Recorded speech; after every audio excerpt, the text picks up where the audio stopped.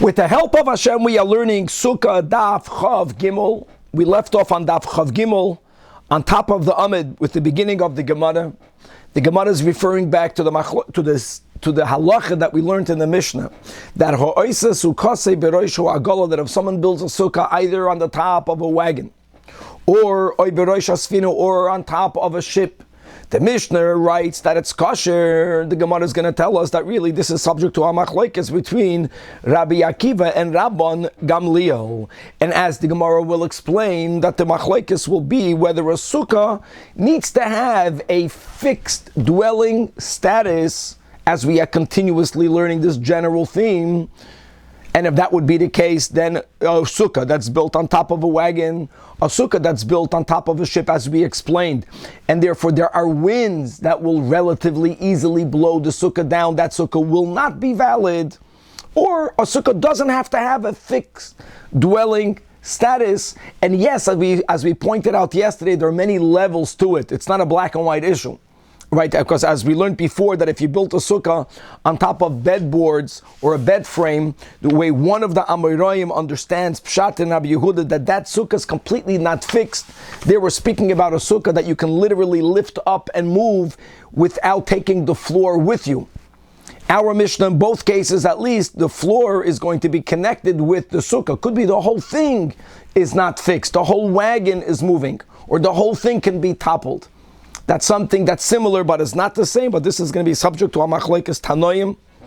And then we're going to open up learning a braisa that's going to speak about whether one could or could not use an animal as a partition. Now that will also include, and we're going to begin learning about whether an animal can be a valid partition for one of the walls that you have to have in a sukkah. And as we will see, it's a machlokes between Rabbi Meir and Rabbi Yehuda. And as the Gemara will explain, what's underlying this machlokes is that Rabbi Meir is chayish lemisa. We have to take into account the possibility that the animal will die, and that the death of an animal will affect the height of the wall. As we keep on learning, the walls have to have at least 10 tefachim height. It might be that high when the animal is alive, but when it dies, it's going to collapse. Versus Rabbi Yehuda, that is not chayish lemisa. And we're going to point out and quote again and learn the braisa of halikeach yayin mibein hakutim. And we'll speak when we learn the Gemara all of the pratim or the background to this braisa, but it's quoted relatively often. And you have over there various ways of understanding whether a person can separate the tithing verbally and then take it off later. So there's a question whether this machlokes is whether yesh bereida or ein bereida, as we'll explain. But then there is also another part to this machlokes, and that will be the focus today on Daf Chav Gimel, of whether we are chayish shema yibaka hanoid. And therefore you might never even get a chance to physically separate the trumas or maasros that were previously verbalized. And Shema Yibaka Hanoid is going to be compared to the Chayshin and Lemisa. And we will actually leave off today pointing out the problem astira between Rabbi Meir and Rabbi Yehuda, whether you are Chayish Lemisa, then you should be Chayish L'Shema Yibaka Hanoid, whether Loi Chayshin and Lemisa, which should equal that you're not Chayish Shema Yibaka Hanoid, and much, much more. So let us start here on Daf Chav Gimel, third line from the top of the Amid, in the beginning with the Gemara. The Mishnah gave two cases, Beroishu Agolo and Beroish Hasfina. Actually, the Gemara is going to apparently only point out that there was a machlokes tanoim regarding building a sukkah Beroish Hasfina, but from the outset that there are different versions in our Gemara, and there are many that are goydes that the braisa that we are about to quote also speaks both about Beroishu Agolo or Beroish Hasfina. But let's focus on our version right now, and that is that the Mishnah says you cannot build. The Mishnah says you can build a sukkah on the top of a ship, and we spoke out the issue of building it on top of the ship isn't only that the ship is moving, but it is because out there in the sea there are greater winds, and a common wind, as we will see, might be able to blow away the sukkah. And our Mishnah said that the sukkah is kosher. So says the Gemara, I want you to know that mani mas nisin only Rabbi Akiva, because really it's a subject to a machlokes tanoim. And the Tanya, if a person builds a sukkah on the top of a ship, Rabban Gamliel says, Poisel. It's Rabbi Akiva that says it's kosher. And the Braisa continues that Maise Rabban Gamliel and Rabbi Akiva that Shehoyu Boyim Basfina during the Yom Tov of Sukkot, during Chol HaMoed, and Amad Rabbi Akiva v'Asa Sukkah, they came prior. They were traveling prior to Sukkot. They were already on the ship. Comes along Yom Tov, Rabbi Akiva, in preparation, he built a sukkah b'Rosh Hasfina. And what happened de facto? L'machar nashva ruach, that a wind blew, and va'akarta, and it toppled, it blew over the sukkah. Just pointing out that there is a lack of fixedness. It's not fixed. It's easy to be destroyed.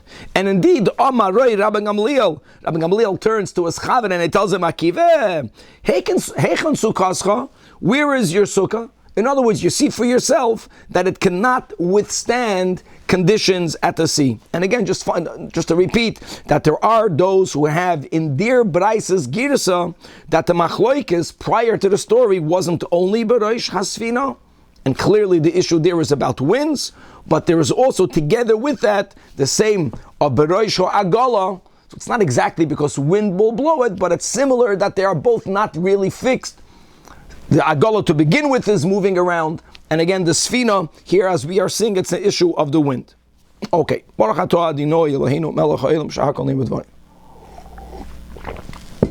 Says the Gemara, Amar Abaye, I want you to know that the Lekula Alma, both Rabbi Akiva and Rabban Gamliel, they both agree that Heicha de'eino yechoilo la'amoid beruach mitzuya de'abasha, that if the sukkah, let's say, is so flimsy, so weak, that it cannot even withstand, let's get familiar with these terms, with usual land wind. Guys, the winds at sea are stronger, usual winds, than the winds at land. If it cannot even withstand in a usual wind that is at land, then l'kula alma loy klumi, because even if you don't need for a sukkah to be a fixed dwelling, but you need a sukkah to be a temporary dwelling. And even that, if it doesn't even stand by a ruach matsuya, it's not even a temporary dwelling. Even if you got lucky and not a single wind blew and it ended up standing, it's not good l'kula alma.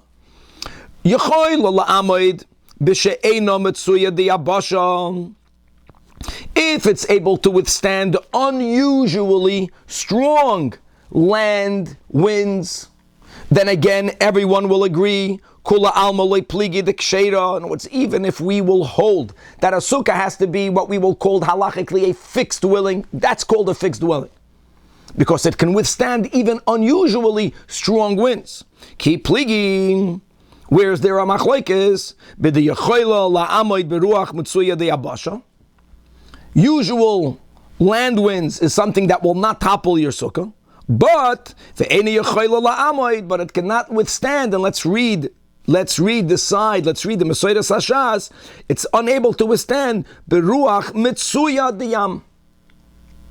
The usual sea winds, which are stronger than the usual land winds. And don't forget, my friends, that the sukkah is built on a sfina. That's the Revart over here. And on this we say, this is all Abaye's explanation, that Rabban Gamliel Savar, that sukkah diras keva bo'inan, that it's required to be a fixed dwelling, as Rabban Gamliel applies it to this din. Fixed means that since you built it on a ship, and a ruach mitsuya dayam will topple it, even if you got lucky and there was no such wind. There was no wind. Doesn't matter. The sukkah is not called a diras keva, and that's needed. And v'kiven de'enu yechoil la'am beruach mitsuya dayam, therefore loy klum hi. However, Rabbi Akiva holds that sukkah diras arei bo'inon. Yes, it has to be at least a temporary dwelling. So if it's that flimsy, like we learned above, and it cannot withstand any winds, then it won't even be a diras aray. But since such a sukkah is able to withstand a ruach matsuya deyabasha, therefore ksheira, as long as it's physically there. Now, in his story, once the wind blew it down, okay, so then you have to rebuild it. But otherwise, the sukkah is kosher. And again, according to the Girsa'is, that this Baraisa quoted the Machlokes, Rabbi Akiva and Rabban Gamliel, not only concerning a sukkah b'rosh hasfina, but also concerning building a sukkah on top of a agala. And the issue is not the same, but similar, that the mobility of the agala, takes it out of a status of a diras keva. And again, that's why l'Rabban Gamliel it's not good, and l'Rabbi Akiva it is good. And then the Mishnah went on, and the Mishnah then gave cases where the sukkah was built either on top of an animal, or the sukkah is built on top of a tree. And there the issue is that one may not go up the tree. One cannot be mishtamash be'ilan, midrabanan. One cannot ride on an animal, midrabanan. So the Mishnah pointed out that the sukkah is kosher, but you may not use it on Yom Tov. And don't forget that we learned the Rashi inside that added, and you'll appreciate it even more right now, that says Rashi, and even if a person, God forbid, on Yom Tov violated this rabbinic law, he taka violated the Rabbanan, but he fulfilled his mitzvah of dwelling in the sukkah. And here again, the Gemara tells us that which we learned in the Mishnah is really also subject to a machlokes tanoim. Mani, masnis and mani, only Rabbi Meir he. The Tanya, ha'oisa sukasi al gaba behema. Rabbi Meir says it's kosher. However, Rabbi Yehuda poisel. And my Talmud Rabbi Yehuda, because since it says, I'm quoting a pasuk in Parshas Re'eh, Chag HaSukkah is taselacha shivas yamim. Again, what's the pshat shivas yamim? Sukkah haruya l'shiva shemay sukkah. A sukkah has to be fit for a 7-day period. A sukkah has to be sit, let me word it like this, for an entire 7-day period. Guys, Rabbi Yehuda is not learning that you actually have to stay there for 7 days. Rabbi Yehuda is not saying, right, that if for some reason the sukkah collapsed in middle, it retroactively invalidated. He's not saying it. What Rabbi Yehuda is saying is that when you build the sukkah, there cannot be something that inherently will not let you use it for the whole 7 days. It has to be fit, ra'ui. You don't have to be there for the whole 7 days. If you actually remember, we learned before, machlokes Beishamai and Beisilil, right? Whether you can b'chlal build a sukkah on Chalamoid, and the issue that Beishamai has is that it has to physically stand for 7 days. That's not what we're saying over here. Even if we subscribe, which we do, to Beisilil, a sukkah doesn't physically have to be standing for the entirety of the 7 days. But whatever it is that you build, Chevra Halt Kop, has to be ru'uya. It has to be fit for 7 days. Now, 7 days will always have in it a Shabbos. We'll always have in it, again, Sukkot, it's a Yom Tov. So if there is an issue that inherently will not allow you to use it, that's a problem. Sukkah she'eina ru'uya l'shivas yamim lo yishma sukkah. And let's reiterate, guys, the problem over here is not a biblical problem. Mido oiraisa, you can't do koitzer, but you are allowed to be mishtamash be'ilan, you're allowed to climb up a tree. However, since the Chachamim said you're not allowed to do that, so let's add this layer. This is a very big topic, and we are approaching it. I know dafayomi style, but we can clearly link this question whether if something is invalid only on a rabbinic level, does it make the person, right, lose the biblical mitzvah? And clearly here, yes. But since it has to be fit biblically, for it to be 7 days, it has to be ru'uya l'shiva.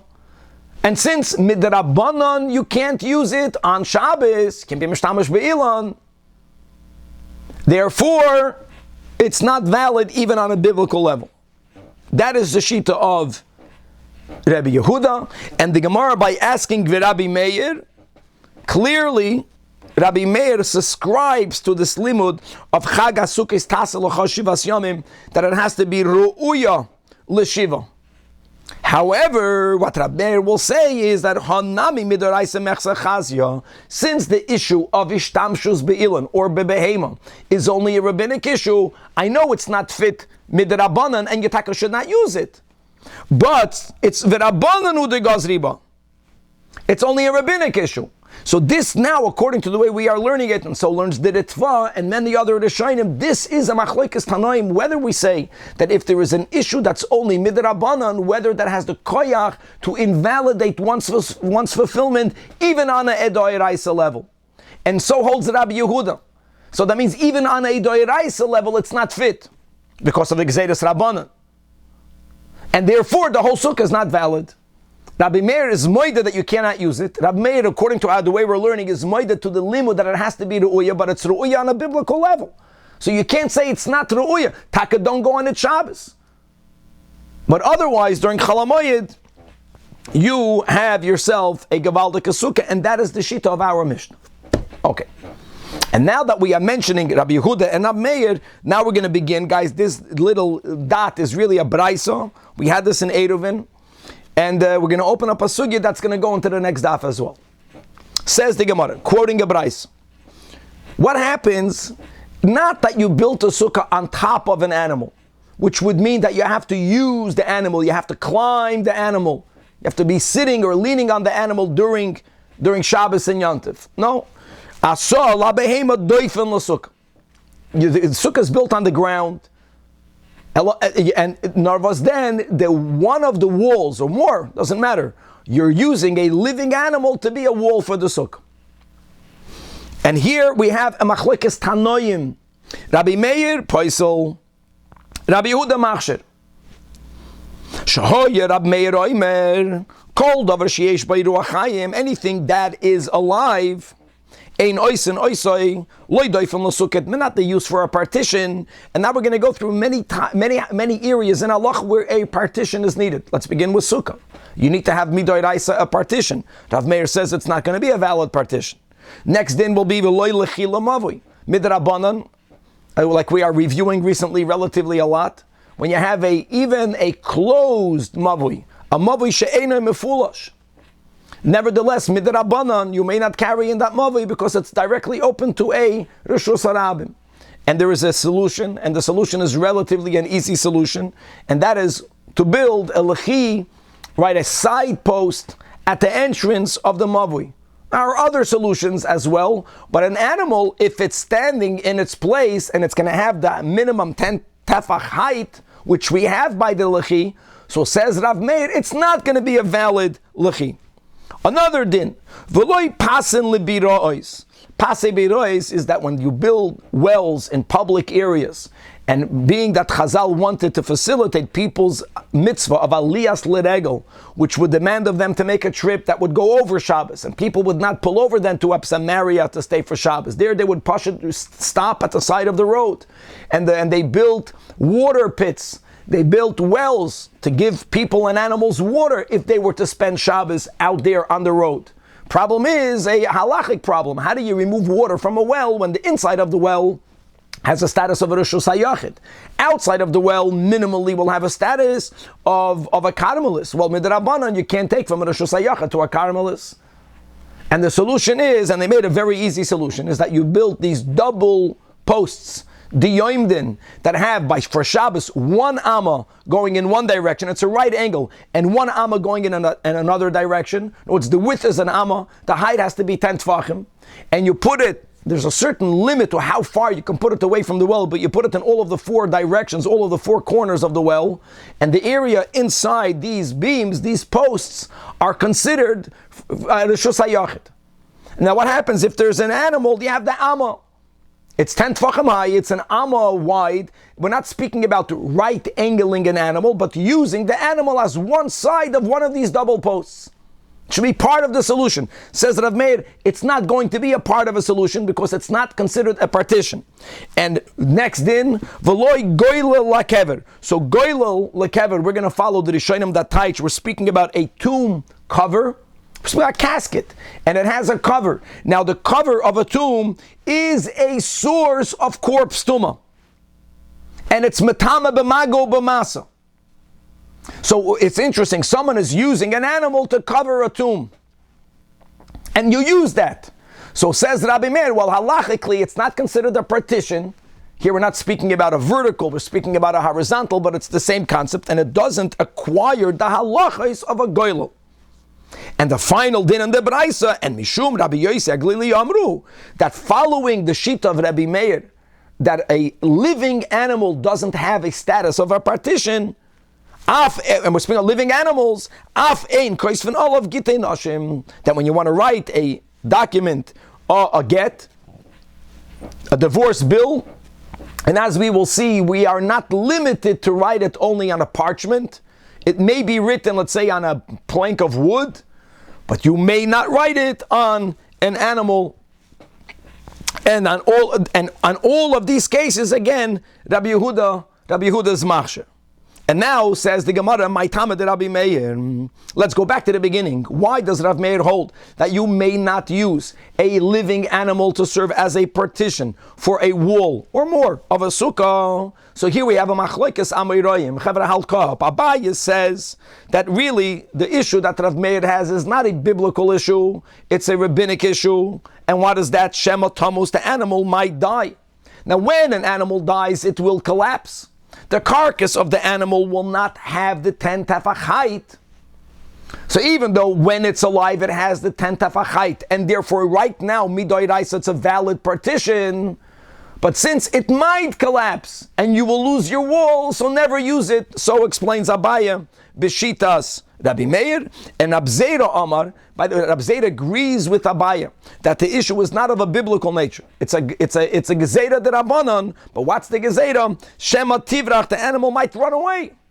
And by the way, running away is even more common than the animal dying. Okay, and now let's point out the areas in which Abaya and Abzeda's explanation will not affect a psak din, and the other areas will be a may benayu and ikabanayu and nafkamina, a practical application and a difference between Abaya and Abzeda. And let's begin like this. Bepil kashur, an elephant is very, very large.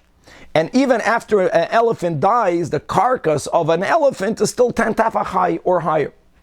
Another thing, if an animal is bound and it's unable to run away, so the whole fear of Shema Tivrach is inapplicable. So therefore, that says the Gemara, if you have an elephant and it's bound, okay, kula almole pligi, everyone will agree that what? That it's a valid partition, even according to Rab Meir, because the inami mayas, aside of the fact that it's bound, that's self-understood, it cannot run away, but even if you're chayish lemisa, even if the animal is going to die, yesh benivlasa yud, its carcass will still have the minimum height or more, so you're good. Furthermore, ki pligi, where do they argue? Bepil she'ena kashur, if there's an elephant, but it's not bound, laman the amar, that the fear is shema tamus. So here, like we mentioned, because even if the elephant will die, the carcass will still meet the minimum required height of the wall. But if the issue is the animal might run away, if we're speaking about an unbound elephant, so chayshinan and l'Rav Meir, it will be invalid. Now all of this is based on the premise, my friends, that Abaye's understanding in Rav Meir of Shema Tamus excludes Shema Tivrach. And that doesn't make sense. Because, every animal eventually will die, but over Sukkahs, the possibility for an animal to move is much greater than an animal dying. So if Abaye is saying that Rabbi Meir is paskening based on his Shema Tamus, and that Bechlal fits with Rav Meir, that's Chashin L'Meuta, it should not mean, as the Gemara will validate, that Abaya doesn't also subscribe to Shema Tivrach. Abaya does. Not only is Rav Meir basing it on Shema Tivrach, but even also on Shema Tamus. And if that is the case, and that's the case, so this practical nafkamina is not true. In other words, if the animal is unbound, as the Gemara is going to point out, Abaya and everyone will agree that Rav Meir will invalidate the sukkah right away, especially if we're speaking about you're relying on that wall. So the Gemara asks, Lamanda Amar Gezeda Shematamas, which is Abaya, what? Necha Shema Tivrach. Why would he not agree with Rab Zeda? He does agree with Rab Zeda.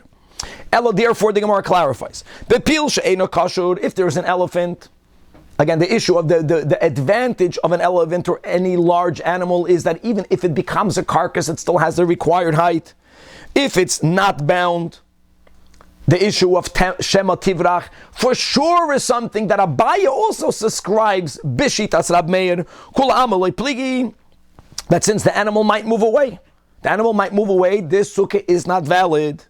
Where do we have a practical nafkamina between Abaya and Abzeda's understanding? In the sheet of Rav Meir, ki pliga bebehema kshura. If the animal is bound, it's not a pill, it's not humongous. If the animal were to die, then it will not have the required height, but the animal now is bound, it cannot run away. It's not moving away. So Laman the Amar, according to Abaya, who understands that Rav Meir is also chaye shemotamus, even though this animal won't be tivrach, but it might die. And therefore, chayshinon, and therefore we invalidate, that will be Rav Meir's invalidation of the wall. However, Laman, the Amar, guys, the first wide line, Gezeira shema tifrach. And that what Rav Zera really means to say is that Rav Meir does not subscribe to a fear that over Sukkah's punkt this animal will die. The only problem that Rav Meir Taka has is that the animal might move, might run away. So if the animal is unable to run away because it's kosher, so then loy chayshinon, and that will be a practical nafkamina between Abaya and Abzera's understanding b'shitas Rav Meir. Says the Gemara, Ulaman do Amar Gezeira Shema Tivrach. Indeed, why does Rav Zera reject Rav Meir?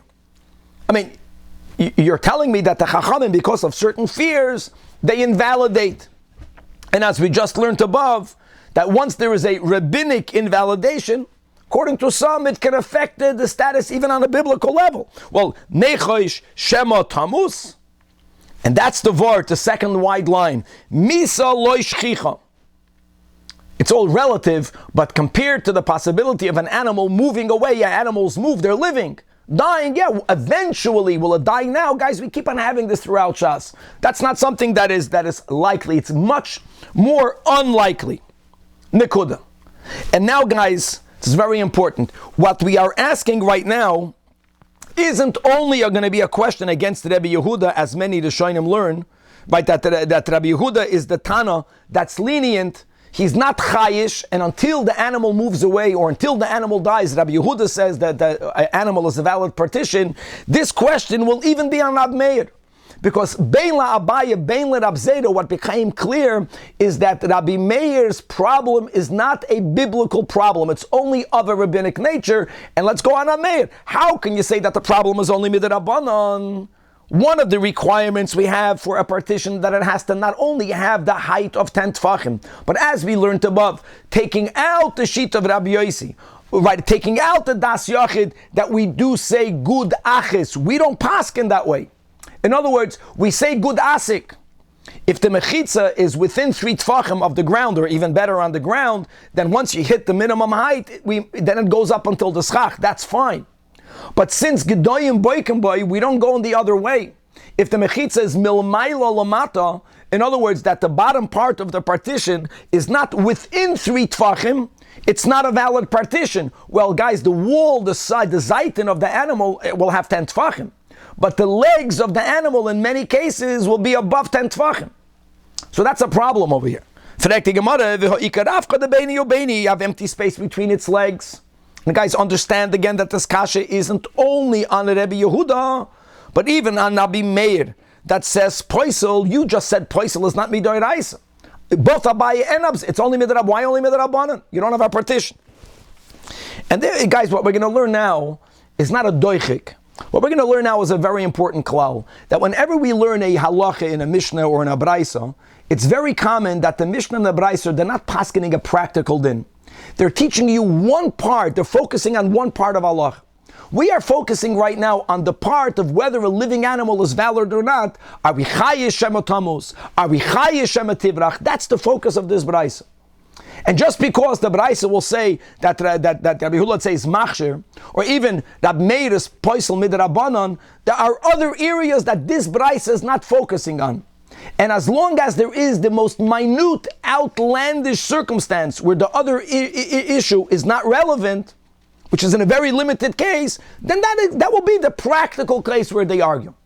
And yes, we're not only speaking about you using the animal for a partition, but the ovid labor hutzavadafna, that you fill the gap in between the legs and the underbelly of the animal with hutzah, all types of palm branches and the like. In other words, that taka has to be resolved. That's not the focus of this brais. The focus of the brais is, like we mentioned, are you chayish shematamas or not? La abaya. Another question. Okay, what do you mean Chai Shema Tamus? Forget about Shema Tamus is not that it's eventually going to die. But Dilma Rava, it might crouch down. An animal will sit. And again, that's something that's a lot more common. Animal's going to sleep. It's going to rest. It's going to crouch. It's going to lose the height. And again, the Gemara is saying, you're right. If that is a possibility, then for sure that's a problem. The case of the Braisa, where the only issue is either Shema Tamus or Shema Tivrach, is the Mesicha Ba'ashli Mila'el. The animal is held up with cords from above. Like Chachamim, just build a partition. Doesn't matter. We're learning a concept. No, this is taka something that we have to take into account. The Braisa is not focusing on that, and there is a possibility that is taka not a worry. Only where the animal is held up. Now we got a problem. The problem is that once the animal is not held up, it's not hanging in the air, but it's held up with cords that if it would want to crouch, it would not go down. So what's the Shema Tamus? Shema Tamus and what? It's going to lose the height. Why? It's being held up. Cannot collapse, even if it dies. So the Gemara says, I'll tell you the case. There's an animal crouching, but when an animal dies, it loses some of its height. Now, what were to happen if the animal is exactly the minimum height? Now, if I ask you a question, what's the minimum height? People will say, the minimum height is 10 tefachim. Not exactly. The minimum height, let's word it this way, is 7 tefachim in a drop. Because as long as it is within 3 tefachim from the schach, because of lavud, we got ourselves a halachic 10 tefachim. And even when an animal is tied with ropes, if it dies, epis, some height is lost, and it would lose that little above 7. And now it's not going to have the lavud, and now you got yourself a problem. It's not that the Braisa is focusing on that case. The Braisa just wants to focus on whether we say Shema Tamus or not, or Shema Tifrach or not. And there are other issues that you have to take into account. But those other issues can be resolved with other solutions. Says the Gemara, the last line, Zilma, the Moikim, Apachas, Mishlesh, Samach. There are times, again, the animal is only exactly the minimum height. The minimum height means 7 tvachim and a bit. Why is it good? You need to have 10 tvachim. Because it's exactly a drop less than 3 tvachim. A drop less than 3 tvachim from the schach. Daf Chav Gimel Amid Beis. And the Kivin, the Maisa, let's go with Abaya now. And what's the chashash of Rav Meir? The animal might die. If Taket dies, Kafza, the animal shrinks a little bit. It's not going to collapse. And that little shrinkage will take it out of the din of lavud, and it will not have the minimum height, and that's the chashash of Rav Meir. And Valavadaite, and they won't even know about it. Here it's even worse. Now we're making the chashash even better. Because you can b'chlal argue, if the animal, let's go to Abai, if the animal dies, you'll know the partition is not good. Like, what are you worried about? Now we're giving another insight. The fact that you held it up with ropes makes you think I'm good no matter what, and it's not no matter what. Gewaltig. Okay. Now all of this, guys, is, what we're going to go further is Abaya. Abaya says that the machlokes Rav Meir and Rabbi Yehuda is not a machlokes midoraisa. It's only a chashash midrabanan. And what is the chashash midrabanan? Shema Tamus. And Ataka sounds like it fits. Rav Meir is chayish to that which is less common, right? Rav Meir is chayish l'meuta, Shema Tamus. And Rabbi Yehuda doesn't take into account the Shema Tamus. Problem is, how can you say that it's dafka Abaya's insight that explains that Rav Meir is chayish l'misa and Rabbi Yehuda is not chayish l'misa? We will quote now a Mishnah and a Braisa with a problem, and Abaye's solution, and we initially think now that Abaye's solution was to resolve the following contradiction, and we will see that Abaye's solution is saying exactly the opposite. So we're going to have a problem on Abaye, aside of a stira Rav Meir, Rabbi Yehuda, that we're not going to focus on right now. We're going to focus now on the Amoira. How can Abaye be the one that gives that insight? For Hatanan, now this is the following Mishnah. This is a Mishnah in Gittin. Just a quick intro, that if a woman marries a Kohen, if she herself is a Bas Kohen, then she's entitled to eat Truma whether her husband is alive or not. But if a non-Kohen marries, a Bas Yisrael marries a Kohen, she's allowed to eat Truma as a wife, she's also allowed to eat truma that if she has descendants from him, even if he passes away, right? Even after they're no longer married, she eats truma because of her descendants. But if a bas kohen marries a kohen and she has no descendants from him, let's speak about a case of her becoming a widow, then she no longer can eat truma. And now the question will be, bas kohen, says the Mishnah, sheniseis lekohen, as a married wife, she gets to eat truma. But v'halach baila lemedina sayam. We don't know whether the husband is alive. He's not present. Chayish lemita or not. Says the Mishnah, there's a Mishnah, that oicheles betruma. Why? This is called cheskas chay. Because becheskas shehu kayim. Every person eventually, prior to Mashiach, will die. But now we can say that, he left alive, cheskas chayim. She gets to continuously eat truma based on that chazak. So says the Mishnah. Problem is, v'ramin in Allah. So we pointed out that there's a brayso that says that otherwise. Now the brayso is not speaking about exactly this case, but listen to the case of the brayso. And a quick foretaste of Yevamis. That being that a woman who's married to a man, prior to that man having any children or any descendants, if the man passes away, the wife, the widow, automatically becomes bound to the brother or to the brothers of her deceased husband. And that has to be resolved either by going through with yibum, ideally with the eldest brother, the living eldest brother, or with any of the brothers, or she has to sever that zika by doing a chalitza. And it's very common that husbands don't want for their wives to have to ever face yibum or chalitza, especially if they know the dynamics of their family and it's going to really be something difficult for the wife. And many times a person would think, I have a solution to make sure that my wife will never fall yibum. What will be the solution? By a man, this is the case of the Braisa, by a man telling his wife, listen, harei zagitech, I'm giving you a get, but the get should only go into effect sha'achas koydem misasi. A moment before my death. Obviously, ein get la'achar misa. He's saying, but a moment before I die, the get should go into effect. And what will be the simple advantage is that then, when he'll die, if he will predecease her, she will not be a widow. She will be a bona fide gerusha, and she won't be bound. She won't have to deal with the brother or with the brothers. But now let's go back over here. What happens if this woman, again, is a Bas Yisrael, she's a non-Kohen, the husband is a Kohen, she only gets to eat Truma because she's married to him. Now what do we say? So says the Braisa, the moment she got such a get, Asura le'echol betruma miyad. Because should the husband die, again, the get is chal not with the death. It's chal retroactively, even only one shah. So what? She might eat truma. The next moment the husband will pass away, and retroactively, when she was eating the truma, she was already a divorcee. And if she's a Bas Yisrael with no descendants from her husband, then she's a non-Kohen, God forbid, away truma. So here we have a clear contradiction. It's a different din, but it's all based on whether we are chayish lemisa or not. So we got a problem. Now, before Abaya, we have no problem. You know why? Because the Mishnah doesn't quote the author, the Braisa doesn't quote the author. But the problem is, V'amar Abaya, no guys, this V'amar Abaya be'emes was not said here. V'amar Abaya says, Abaya loy kashem. Ha, Rabbi Meir. Well, let's go. Abaya says, for this, that the Mishnah in Gittin is Shitas Rabbi Meir. Deloy chayesh lemisa. Deloy chayesh lemisa. The Braisa is Rabbi Yehuda. Yes, the chayesh lemisa.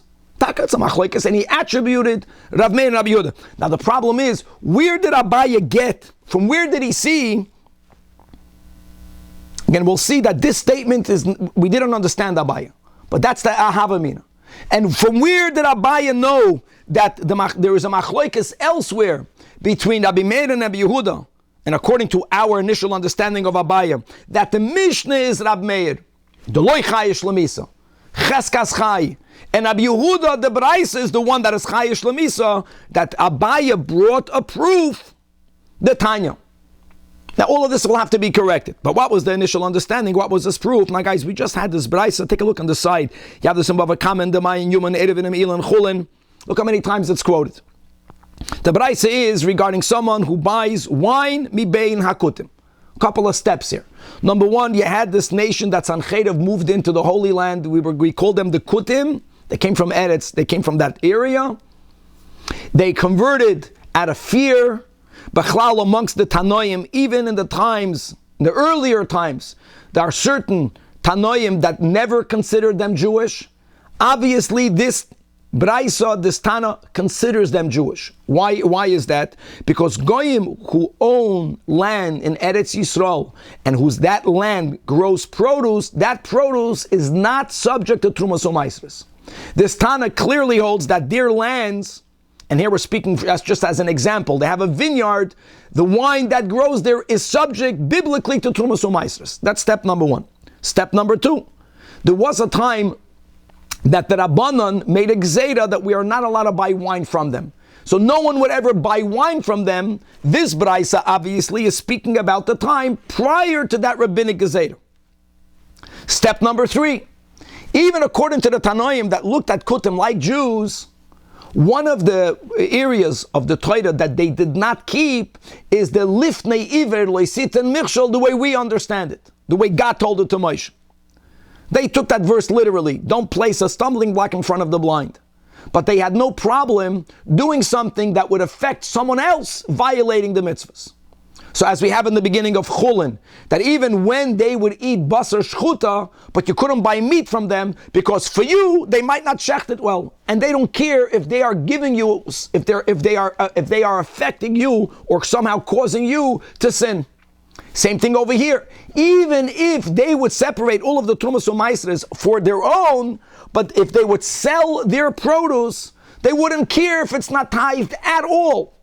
Even more than the Gzeira Midrabanan on the produce from Amaratzim, that it's called Demai, but like we keep on mentioning, that Demai is not Truma Gedoyla. Truma Gedoyla, everyone separated. If you bought something from Kutim, according to everything we mentioned, then it's an item, it's wine that has to be tithed Midoiraisa, and we are choishish that they did not do any separations. Okay, fine. So buy their wine before the Chacham and Bachlal outlawed it and separate Trumas U'Maisros. But the Braisa is speaking about a scenario, and here we have two approaches amongst the Rishonim. Either it's speaking about a person who bought wine in this big barrel or in this big wineskin, and they don't have kalim into which to put the Truma, into which to put the Meiser, into which to put the Meiser Sheni. They don't have smaller utensils. Or the case is, let's go with this final one, is that you bought it right before Shabbos. And being that midrabanan, you may not separate Trumas U'Maisros on Shabbos. This is the only option for wine. Zocher Esem Shabbos Lekachi, we just learned some psachim. Zochreu alayayin. So you have a moment. You have 2 seconds. You have a couple of seconds. Is there a way of tithing it, at least only verbally, thus permitting for you to use it on Shabbos? So this is the machlokes tanoim. Let's go inside. And you gotta separate tithing right away. So the Rabbi Meir says that all you need to do is to make a verbal separation. Now, a few details. Truma is with midoiraisa. There's no amount. There's no minimum amount. The Chachamim said that a person who's not very generous, who's not very stingy, should give approximately 2%. By the way, by Trumas, it's dafka approximation. So let's say that we're speaking about the wine skin has 100 lugin, for example, so then 2 of them should be separated for Truma. And again, you don't have time to do it, you don't have a keli, so you can say, Oimer, Shnei Lugim, the 2 lug, Sha'ani Osid Lahafresh, that I will eventually physically separate right away, they are Truma right now. Now you have 98 lug left. From the 98 lug left, you have to give exactly 10%, which is exactly 9.8 lugin, but it's common for the Tanoim, for Chazal, to approximate. So when they approximate, we go up, because l'chumra, right? Loidak l'chumra, we just had this in Sukah itself. So Asara, the 9.8 or the 10, that I will, is going to be my Rishon. Then during the 1st and 2nd, during the 4th and the 5th year of the 7-year cycle, that the following has to be Meiser Sheni, you say Tisha, again it's not really Tisha, because it's really from 9.8, you took out 10%. What you have now left is 8.8. Meiser Sheni is 10% from 8.8, right? from the 88th lug, which is 8.8, but we're approximating Tisha Meiser Sheni. No, it's nothing was physically separated, but you made a verbal designation. Now, if there is a way for you to actually remove that Trumas or Meisres, then you have to do it. Now, if you don't have Kalim, or if you don't have time to physically remove it, Meiser Sheni is the easiest to resolve, because once you designated or separated the Meiser Sheni could be exchanged to money, as we have that befedish in the Torah. So for that, the last line, Umechal, you right away transfer the sanctity to coins. Said, and now you can use that wine over Shabbos. You have to make sure that you don't drink up the whole barrel, because you will have to separate the amounts that you mentioned. But all of this is only the sheet of Rabbi Meir. Daf Chav Dalet, Rabbi Yehuda, and Rabbi Yosi, and Rabbi Shimon Oisrin. They don't allow you to do it. Says Rashi, guys, let's read the top Rashi, Daf Chav Dalet. And as they said, clearly later quoted in the Braisa, we're going to speak about the Bereira inside next year. But let's focus now on Shema Yibaka Hanoid. They simply tell Rabbi Meir, how can you say that you can drink the wine, let's say on Shabbos, Gezeira Shema Yibaka Hanoid? Maybe the wineskin that is holding all of the remaining of the wine will crack, will burst, will break, and all of the wine will spill out. Now, guys, this is something very important. Again, we're going to mention and explain Bereira in the next year. But one thing is clear, that if your stipulation is not fulfilled, not the mazid, the noid was yibaka. If you do not fulfill your stipulation, then this entire designation becomes meaningless. Meaningless. And then it's going to come out that you are drinking tevel. Okay, end of quote. So what do we have over here? Here we got. So what is Abaya saying? Abaya is saying from this Braisa, Rav Meir is not chayish Shema Yibaka Hanoid, not chayish. That's from where Abaya is having a source, according to our initial understanding. Similarly, look at the link, which is fantastic. That loy chayish lemisa. The three Tanoim, including Rabbi Yehuda, that say Shema Yibaka Hanoid, similarly, Shema Tamus. And that's Abaya's source, that this is the subject of the Machlokes Rav Meir and Rabbi Yehuda, and that's how Abaya initially, as we understand it, reconciles the Mishnah and the Braisa regarding a married woman, whether you're chayish, the husband will die or not. And Rav Meir says that Rav Meir loy chayish lemisa. Now, really, it's not just a problem on Abaya. According to this, it's a stira between Rabbi Meir, and we're not going to focus on that right now. We're focusing on Abaya. How can you, Abaya, explain in the Braisa of Sukah that the reason why Rabbi Meir says you can't use a living animal for a wool is because Rabbi Meir is chayish shema tamus, when Abaya himself understands that Rabbi Meir is the one that is that's not chayish l'shema yibaka hanoid, that is not chayish shema tamus. So we're going to focus now on the problem we have with Abaye. And for that answers the Gemara, Eipach, you did not understand Abaye correctly. That what? Rabbi Meir is chayish lemisa. When we began this question of, in the Mishnah in Gittin it says, Bas Yisrael Shani says, she gets to eat truma. Because Cheska Shul Kaim. The Braisa says that is a Gitach Shachas Kedel Lemisasi. The Braisa says Asura Lechel Betruma. Abaye reconciled it in the opposite direction. Abaye said that Rabbi Meir is the author of the Braisa. The Braisa that says she may not eat truma is because Rabbi Meir is chayish lemisa. Abaye said Rabbi Yehuda is the author of the Mishnah in Gittin loy chayish lemisa. And Abaye, to prove that this chayish or not chayish lemisa is taka machlokes Rabbi Meir and Rabbi Yehuda, because again in Gittin there are no tanoim associated with these statements. He did not bring a proof from this halokech yaim and akutim. He brought a proof from our Braisa, the Tanya. That's all Abaya. He brought the Braisa that we learned on Daf Chav Gimel, that Asol Behema Doifel Sukah, Rabbi Meir is Poisel, Rabbi Yehuda Machshir. And as Abaye, not like Rab Zera, explained that Rabbi Meir is poisel because Chashin and Shema Tamus, that was Abaye's proof that Rabbi Meir is Chayish Lamis. So that took Abaye out of the equation. So Abaye is not now challenged. But guys, now we have ourselves a problem. Forget about Abaye. We have clear, forget about Gittin also, because in Gittin there are no names. We have a Braisa that we learned on Daf Chav Gimel where Rav Meir says you may not use a Behema Lodoifen. And let's understand that's because Chayshin and Shema Tamus. Well, if Rav Meir is Chayish Shema Tamus, then shouldn't Rav Meir be the one in the Braisa of Lekech Yaim and Akutim to say Chayshin and Shema Yebaka Hanoit, something might break? Rabbi Yehuda that says we don't have a fear of Shema Tamus, shouldn't he be the one that is not Chayish Shema Yebaka Hanoit? So the stira between our Behema Ladoifen and Alakech Yaim and Akutim, that's something that we, God willing, will pick up in the next year. God willing, to be continued.